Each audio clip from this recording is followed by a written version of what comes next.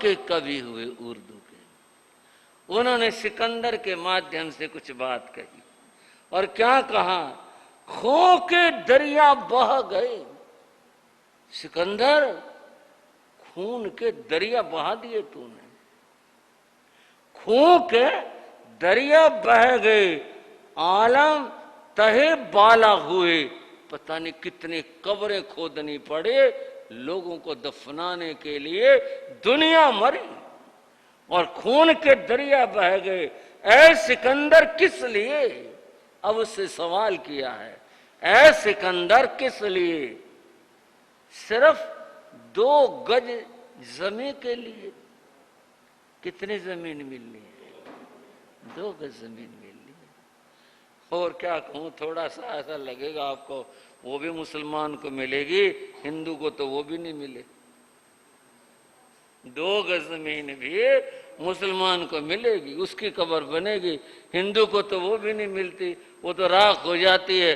राख, हवा, आंधी आई, उड़ गई, बात खत्म हो गई, उससे 2 गज जमीन भी नहीं मिलती। और फिर उसके लिए जब ये स्थिति है, कितने सारे पाप करता है व्यक्ति, कितना सारा कुछ करता है, ये सब क्यों होता है, तृष्णा के कारण से होता है। यह सब इच्छाओं के कारण से होता है। जब तक इच्छा और तृष्णा शांत नहीं होगी, व्यक्ति सुखी नहीं हो सकता। भगवान महावीर ने फरमाया, प्रभु ने कहा इस संबंध के अंदर, इन इच्छाओं के बारे के अंदर प्रभु ने कहा, ये जो इच्छाएं हैं ये शल्य हैं, ये कांटे हैं। इनको प्रभु ने शल्य बताया और कांटा बताया। कांटा जब तक रहेगा व्यक्ति चैन की नींद नहीं सो सकता है, क्योंकि कांटा लगा है। जब वह निकलेगा तभी जाकर व्यक्ति को चैन मिलेगा।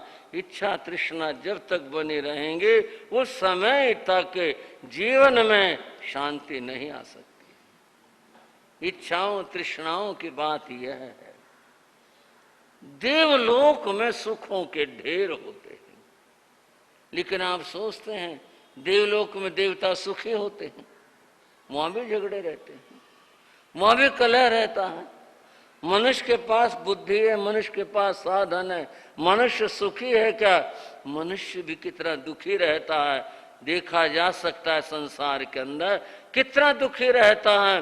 और बंधुओं, पशु जगत की बात ले लें, पशु जगत में देखो, लड़ते रहते, मरते रहते, एक दूसरे के लिए एक दूसरे पर आक्रमण करते रहते हैं। क्या है यह सब?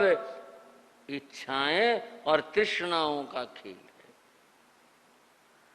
वैदिक धर्म परंपरा के महान विद्वान आचार्य हुए, उनका नाम था शंकराचार्य, आदि शंकराचार्य।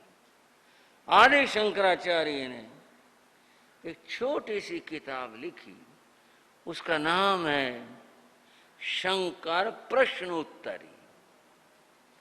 शंकर प्रश्नोत्तरी में उन्होंने कई छोटे छोटे सवाल किए हैं। उनमें एक सवाल रखा है, को वह दरिद्रो, दुनिया में गरीब कौन है? ये तो कहीं इसमें क्या पूछने की बात है, गरीब है, बहुत दुनिया गरीब है। जिसके पास घर नहीं, माया नहीं, धन नहीं, दौलत नहीं, साधन नहीं, वो गरीब है। उन्होंने पूछा, को वह दरिद्रो, संसार में दुनिया में दरिद्र कौन है? उसका उत्तर स्वयं ही दिया और कहा, को वह दरिद्रो ही विशाल तृष्णा, जिसकी जितनी ज्यादा तृष्णाएं हैं वह उतना ही गरीब है। समझ में आना मुश्किल सी बात है, कैसे होगा? इच्छाएं तृष्णाएं हैं तो वो गरीब कैसे होगा? एक थोड़ा सा उदाहरण वैज्ञानिक दृष्टि से सामने लाते हैं। बंधुओं, कहीं पर एक गड्ढा है, गड्ढा है। अब गड्ढा है, छोटा है, बड़ा है, गड्ढा है। अब वो रहेगा तो आने जाने वालों को दिक्कत करेगा। ऐसा सोच करके कोई व्यक्ति उसे भरने की बात सोचता है। गड्ढा कैसे भरा जाए? अन्यत्र से मिट्टी लाकर उसमें डाली जाए तो गड्ढा क्या होगा? भरेगा। जिसमें डाला जाए और मिट्टी लाकर जिसमें भरी जाए तो वो जो गड्ढा वो भरेगा। इसका मतलब क्या हुआ? आपको किस मतलब की कौन सी बात होगी? बात है वो समझाना चाहता हूं। वो मिट्टी जो लाकर उसमें डाली गई, इतनी मिट्टी वहां कम थी। इसका अर्थ हुआ जिसको हम गड्ढा कहते हैं वहां पर इतनी मिट्टी का अभाव था, इसलिए वहां से मिट्टी लाकर अन्यत्र से डाली गई, तब वो भरा। वहां कमी थे इसलिए भरा। और जितना ज्यादा बड़ा गड्ढा होगा उतनी ज्यादा ही मिट्टी चाहिए। और कहीं पर समतल है वहां मिट्टी की जरूरत ही नहीं, कोई लाएगा तो वो ये क्यों ला दे भाई, ढेर बना, हटाओ यहां से, ये समतल था, ठीक था, ये है। तो अब सुनो, जिसमें जितनी तृष्णा होंगी उसमें उतनी कमी होगी, उस गड्ढे की तरह से कमी होगी। वो उतना धन चाहता है, माया चाहता है, इसका अर्थ है वो उतना कम है, यानी गरीब है, उसको उतना ही ज्यादा चाहिए, उसकी अपेक्षा है। को वो दरिद्र, दरिद्र कौन है? जिसकी जितनी तृष्णाएं है वो उतना ही दरिद्र है। वहां उतनी मिट्टी की कमी है, वहां और मिट्टी चाहिए, इसलिए और धन चाहिए, और धन चाहिए, क्योंकि वह कमी है। एक पुरानी कहानी है। किसी नगर में एक सेठ था, बहुत बड़ा सेठ था, नगर में बड़ी प्रतिष्ठा थी। उसके यहां पर पुत्र का जन्म हुआ। पुत्र का जन्म हुआ तो जैसा लोक रिवाज है, जो लोग मानते नहीं मानते उनकी तो कोई बात नहीं, जो मानते हैं भाई जन्म पत्री बनवाई जाए, दिखाया जाए, पंडित को बुलाया जाए। वहां पंडितों को बुलाया गया, दिखाया गया, सबने उसकी जन्म पत्री बनाई, देखी, अच्छा अच्छा सबने कहा। एक पंडित ने देखा और देखकर बोला, सेठ जी बहुत भाग्यवान बेटा आपका, ये बहुत भाग्यवान है। बोले जी अच्छा, क्या बात भाग्यवान की बताओ? क्या बताऊं आपको? इसके जीवन की बात तो क्या कहूं, इसके जन्म के बाद तो आपके यहां इतना धन बढ़ेगा, 7 पीढ़ियों तक धन कमाने की जरूरत नहीं पड़ेगी, इतना धन आएगा। हाँ भाई, ये बात है। देखो, अगर ऐसा बेटा जन्मे कि जहां इतना धन बढ़ जाए, इतने धन का वर्षण हो, तो हुई बात भागवानी के। पंडित ने कहा इतना धन बढ़ेगा, 7 पीढ़ियों तक कमाने की जरूरत नहीं पड़ेगी आपके यहां। सेठ बोला अच्छा। बोले पंडित जी फिर एक बात तो बताओ, और 8वीं पीढ़ी का क्या होगा? हाँ जी भाई हो, फिक्र किसकी लगी? हाँ। बोले 8वीं पीढ़ी का क्या होगा? पंडितों का। बोला जिसको 8वीं पीढ़ी की चिंता है वो तेरे को तो कुछ देने से रहा, इसमें भी से इतने 8वीं पीढ़ी की चिंता है, तेरे को क्या मिलना है? चलो फिर पूछा है, दोबारा से देख कर बोला देखो जी 8वीं पीढ़ी की तो मैं कुछ कहता नहीं। क्यों, आप कहो? बोले इसके ऊपर तो 8वीं पीढ़ी पर तो शनि की दृष्टि है। बोले फिर? बोले फिर क्या, सब तबाह हो जाएगा। ओहो, ये तो बहुत खराब बात हो गई। बोले मैं क्या कर सकता हूं, 8वीं पीढ़ी पर तो शनि की दृष्टि है और सब तबाह हो जाएगा। पंडित जी इसका उपाय करवाओ कुछ। बोले हाँ जी देखो, उपाय तो सब चीजों के होते हैं, जो ऐसे खराब ग्रह उनके भी उपाय हैं, और भी उपाय हैं, उपाय तो होते हैं। तो फिर इसका उपाय करवाओ 8वीं पीढ़ी के लिए, ताकि कोई कष्ट ना हो, ये जो आप बता रहे हो शनि की दृष्टि दूर हो जाए। बोले जी उपाय तो है, पर इसमें पैसा खर्च होगा। बोले खर्च करेंगे। वैसे तो शायद वो कुछ ना देता, लेकिन जब मुसीबत दिखाई दी उसको कि 8वीं पीढ़ी के ऊपर भारी मुसीबत है, बोला उपाय करो। पंडित ने बताया इसके लिए यज्ञ करना पड़ेगा, अनुष्ठान करना पड़ेगा, ऐसा करना पड़ेगा। और एक बात यह है, जितने भी नगर में ब्राह्मण हैं उन सबको भोजन कराना पड़ेगा। सबको बुलाओ, भोजन करवाओ और ये सारे काम करो, तो शनि की दृष्टि फिर शनि की दृष्टि शांत होगी, अन्यथा 8वीं पीढ़ी बर्बाद होगी। एक और बात ख्याल में आ गई। एक आदमी पंडित के पास गया, बोला जी काम नहीं चलता, बहुत दुखी हूं। पंडित ने कहा अच्छा, देखकर बोला भाई शनि की दृष्टि है तेरे ऊपर, कुछ उपाय कर। बोले जी क्या उपाय करूं? हाँ बताओ। बोले तो एक भैंस दान कर दे। शनि का रंग ये ज्योतिषी बताते भी काला होता है, और काली चीज का दान कर दे तो एक भैंस दान कर दे, शनि की दृष्टि हट जाएगी। बोले जी भैंस तो हमारा है ही नहीं, मैं तो बता रहा हूं, मैं तो बहुत तंग हालत में हूं, भैंस तो नहीं है। अच्छा कोई बात नहीं, शास्त्रों में सारी बात लिख रखी है भाई, अगर भैंस नहीं है तो तू एक काली बकरी ला करके वो दान कर दे। अगर इतना तेरे से नहीं होता भैंस की बात, काली बकरी ला करके वो दान कर दे। बोले जी काली बकरी लाने के लिए पैसे नहीं मेरे पास। बोले अच्छा चल कोई बात नहीं, फिर ऐसा कर तू, काली बकरी लाने के पैसे नहीं है तेरे पास में, तो एक टोकरे कोयले दान कर दे। अगर ये भी नहीं है तेरे पास तो एक टोकरे कोयले दान कर दे। बोला जी क्या बताऊं पंडित जी, अगर घर में कोयले होते मैं अपना चूल्हा न जला लेता।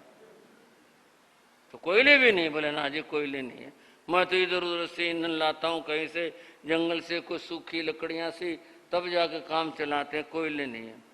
बोला भाई फिर तेरा शनि कुछ नहीं बिगाड़ सकता, जा खड़ा हो अपना घर जा, फिर तेरा शनि कुछ नहीं बिगाड़ सकता। जो तेरे पास है नहीं जुगाड़, तेरा छीनेगा क्या, तेरा लेगा क्या, कुछ नहीं बिगाड़ सकता शनि तेरा, जा यहां से। उस पंडित ने सेठ को बताया कि ये ब्राह्मणों को भोजन करो, और अगर सारे भोजन कर लेंगे ब्राह्मण तो फिर शनि की दृष्टि हट जाएगी। बोले कर देंगे। सब कुछ अनुष्ठान करवाया गया, जो भी उसने बताया पंडित ने वो सब काम किया। क्योंकि मुसीबत में तो दान अगर आदमी देने की सोच लेता है, राजी खुशी में, तो फिर क्या कहूं मैं, क्या कह सकता हूं। उसने कहा पंडित ने जी पता करवा लो, सबका भोजन हो गया, पता करवाया। बोले हो गया जी। फिर पता करवाया। बोले जी नगर में एक ऐसा ब्राह्मण है, वो अभी तक भोजन करने नहीं आया, और देखो अगर नहीं आया ना तो फिर बात अधूरी रह जाएगी, उसको बुलाना जरूरी है। उसने अपने मुनीम को भेजा, भाई जाओ पंडित जी को बुला के लाओ। पता लग गया फलाना ब्राह्मण है, वो नहीं आया, उसको बुलाने के लिए भेजा। उसने मना कर दिया, बोले भाई नहीं हमें नहीं चाहिए, हमारे तो भोजन है। वो वापिस आके उसने बताया कि जो मना कर रहा है। पंडित बोला सेठ को ऐसा करो, उसको सूखा भिजवा दो, भाई जो सूखा आटा और चीजें ये हैं ये भिजवा दो, कोई बात नहीं, दान देने से मतलब है, ये भिजवा दो।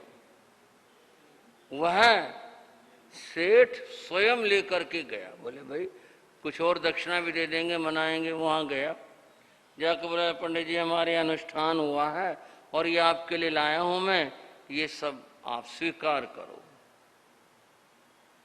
पंडित ने कहा सेठ जी हमारे को तो नहीं चाहिए। बोले रख लो, सूखा है तो इसमें तो कोई दिक्कत नहीं। बोले नहीं, हम कल के लिए नहीं रखा करते, आज का हमारे पास भोजन है और कल की चिंता हम नहीं करते, बस पर्याप्त है, बहुत है, कल के बाद कल देखेंगे, हमें नहीं चाहिए। मेहरबानी, जिसको जरूरत हो उसको जाकर के देना। सेठ खड़ा का खड़ा रह गया, देखता रह गया। पर एक बात दिमाग में आई, दुनिया में एक ये आदमी है ये करा कल की चिंता नहीं, और एक मैं हूं जो कब की चिंता कर रहा है, 8वीं पीढ़ी की चिंता करने लग रहा हूं, एक मैं हूं। उसकी बात समझ में आई। बोले मैं तो फिजूल चिंता कर रहा हूं। ये भी तो आदमी अकल की चिंता ही नहीं कर रहा। उसने हाथ जोड़े और आया, आगे पंडित से बोला जी समाधान हो गया, हमारा तो शनिचर उतर गया आज, अब कोई फिक्र की बात नहीं। 8वीं पीढ़ी की। बोले क्या हुआ? बोले वो कल की चिंता नहीं करता और मैं 8वीं पीढ़ी की चिंता कर रहा हूं। तृष्णा और आशाएं जिसमें रहती हैं वो ऐसे ही होते हैं। 8वीं पीढ़ी का और न जाने कितनी चिंताएं करते हैं। आचार्यांग सूत्र में भगवान ने फरमाया आसंच छंदंच विगिंच धीरे। आचार्यांग सूत्र के अंदर आया, ये पंक्ति बताए आसंच छंदंच विगिंच धीरे तुम में सल्लमाहट्टू। हे साधक आशा और तृष्णा को दूर कर दे। ये सल्लंग शल्य कांटे हैं। भगवान ने क्या बताया इनके लिए? शल बताया, कांटे बताया इनको। और जब तक इनका उद्धार नहीं होगा, उद्धार का मतलब जब तक ये निकाले नहीं जाएंगे तब तक शांति और चैन प्राप्त नहीं हो सकती है। ये तभी होगी जब ये कांटे निकल जाएंगे। अतएव इनको निकाल, तब जीवन में शांति मिलेगी। मैं पातंजल योग दर्शन की बात कह रहा था जिसमें कहा संतोषाद उत्तम सुख लाभ है। संतोष से उत्तम श्रेष्ठ सुख का लाभ होगा, तृष्णाओं से इसे लाभ नहीं हो सकता। बंधुओं, प्रत्याख्यान का विषय था। उन मुनियों ने कहा प्रत्याख्यान का अर्थ है पापों का त्याग करना, प्रत्याख्यान का अर्थ है आशाओं तृष्णाओं का त्याग करना। ये इसका अर्थ है। फल की बात क्या हुई? उन्होंने फल की बात बताई। इसका त्याग कर देने से, आशा और तृष्णा का त्याग करने से और जीवन के अंदर प्रत्याख्यान धारण करने से क्या होता है? इससे होता है इच्छाओं का निरोध और इससे होता है तृष्णा का शमन और इससे होता है परम सी भुए यावे भवई, परम शीतलता को। शास्त्र का शब्द देखो क्या आया।